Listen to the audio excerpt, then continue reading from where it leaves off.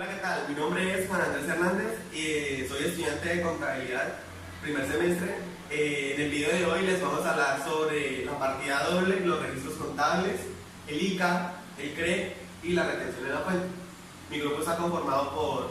Mi nombre es Manuel Montañez, estudiante de Uniminuto semestre 1. Hola, mi nombre es Manuel Humberto Pulido Pinilla y soy estudiante de Contaduría Pública.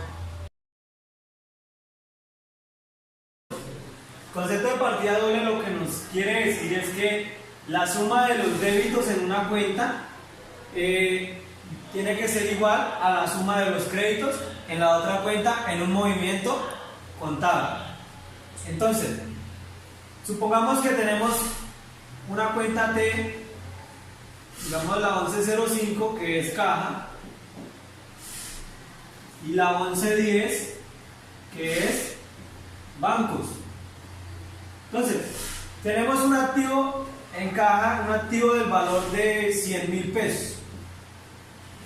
Resulta que, digamos que yo saqué 25.000 pesos hoy para llevarlos a bancos. Entonces, lo que sale tiene que quedar en crédito, en la cuenta caja. Y al yo llevarlos a bancos, aquí va a quedar, los 25.000 pesos me van a quedar en débito. Ahora, resulta que pasaron 15 días y yo quise sacar otros 25.000 pesos de caja para llevarlos al banco, a bancos. Entonces, también los registro acá en el débito. Entonces, ¿cómo hago para saber si la partida doble se me está cumpliendo? La suma de los débitos que hay en bancos, que sería 25.000 más 25.000, me da 50.000. Y la suma de los créditos en caja me da 25.000 más 25.000, su resultado sería 50.000. ¿Qué pasa? Estos dos resultados son iguales, por lo tanto, si son iguales, la partida doble se cumple. Eso es todo el concepto de partida doble. Bueno, entonces vamos a hablar sobre qué son los registros contables y cuál es su procedimiento. Entonces, para eso tenemos el siguiente ejemplo, donde dice que vendemos computadores por valor de 5 millones más IVA y retención en la fuente, que el IVA se va a manejar por la tarifa general, que es el 19%, y la retención por la tarifa de 2.5%. Entonces, para determinar estos valores, tomamos como base el valor de 5 millones y lo vamos a multiplicar por este valor, que es el 19%, para saber cuál es el valor del IVA que vamos a obtener. Entonces, tenemos 5 millones por 19%, que eso nos da 950.000 en el IVA. Y la retención en la fuente, aquí tomamos este mismo valor base de 5 millones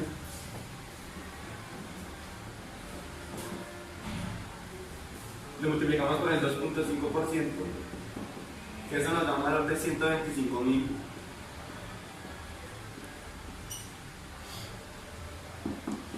que sería la retención en la fuente. Entonces, para determinar cuál es el valor que nos va a ingresar a la caja por esta venta de computadores de 5 millones, tenemos que sumar el IVA a los 5 millones y restarle la retención en la fuente. Entonces quedaría de la siguiente manera: 5 millones más 950.000 serían 5 millones 950.000 menos 125.000 de retención en la fuente,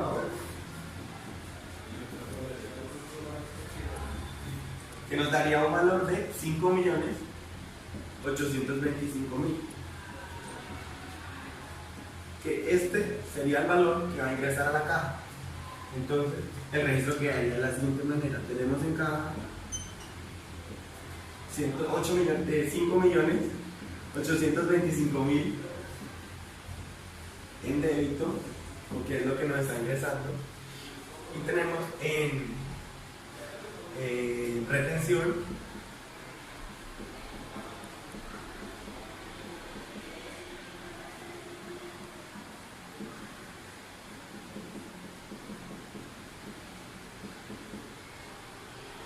125.000, porque es el valor que vamos a retener, entonces quedaría en débito. Y tenemos en el IVA es 950.000, porque es el valor que nos de IVA. Y en los inventarios 5 millones.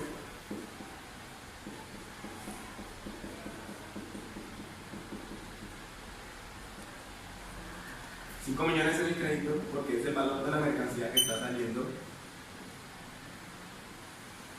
lo cual nos tiene que dar, como se explicó anteriormente, la partida doble, la suma de los débitos nos tiene que dar el mismo valor de la suma de los créditos. Entonces quedaría 5.825.000 más 125.000 nos da 5.950.000.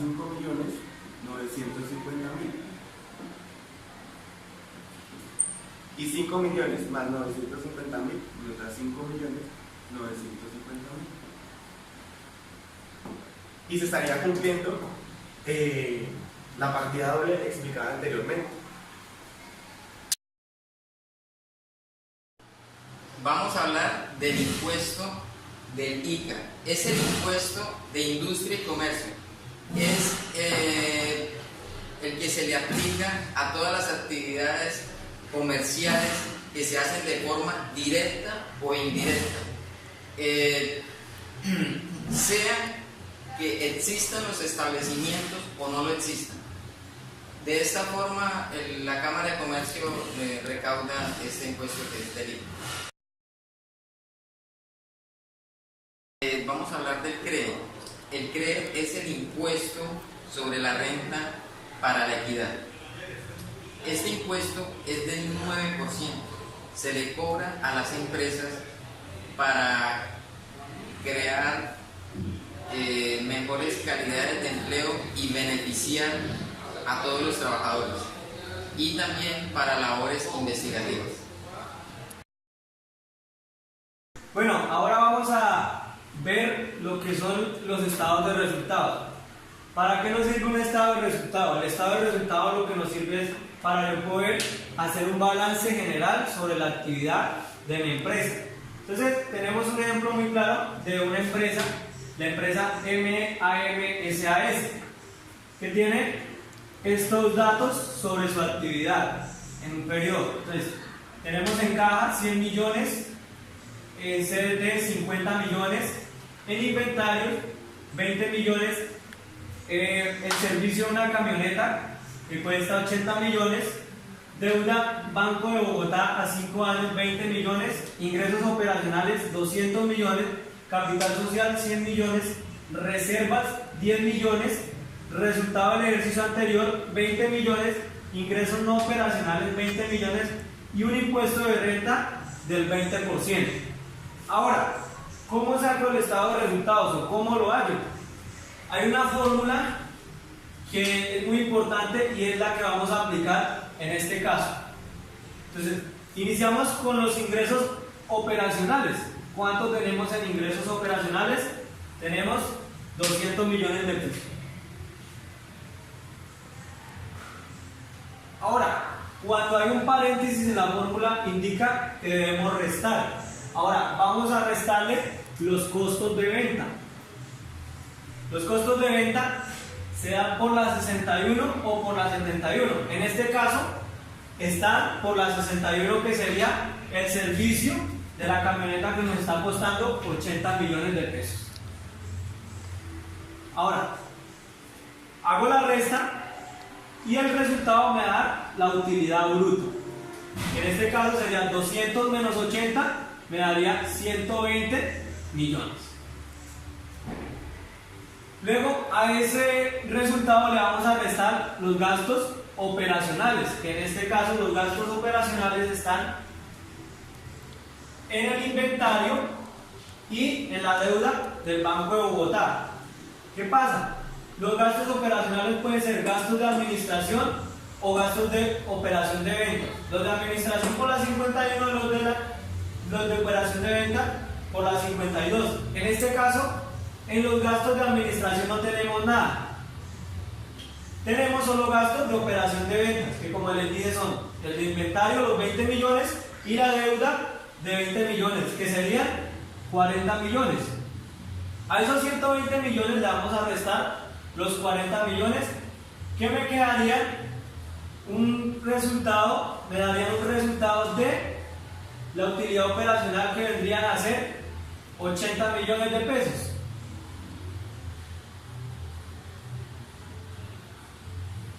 Ahora, a esos 80 millones de pesos le vamos a sumar los ingresos no operacionales, que entrarían por la 42, que serían 20 millones de pesos.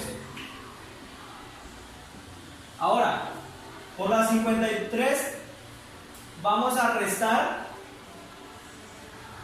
los gastos no operacionales. Pero ¿qué pasa? No tenemos gastos no operacionales, entonces aquí quedaría 0. Esto me da un resultado de la utilidad antes de impuestos, que sería 80 más 20, serían 100 millones de pesos. Ahora, a esos 100 millones de pesos le voy a restar el impuesto de renta del 20%. Ahora, ¿cuánto debo restar? El 20% de 100 serían 20 millones de pesos. Ahora, la utilidad neta serían 80 millones de pesos. Ahora, de esos 80 millones de pesos se me va el 10% para la reserva legal, que serían 8 millones de pesos. Y el 90% se me va para el resultado del ejercicio, que vendría a ser 72 millones de pesos. Y tenemos un resultado del ejercicio, una reserva legal que vamos a utilizar en el balance general de la empresa. El balance general son activos, activos corrientes, activos fijos, pasivos, pasivos no corrientes y patrimonio. En activos corrientes tenemos todo lo que se puede vender y lo que tenemos para hacer dinero de inmediato, o sea, lo disponible. Y lo disponible sería la caja, que tenemos 100 millones de pesos en caja. En inversiones tenemos un CDT de 50 millones de pesos. Inventarios, en inventarios tenemos 20 millones de pesos.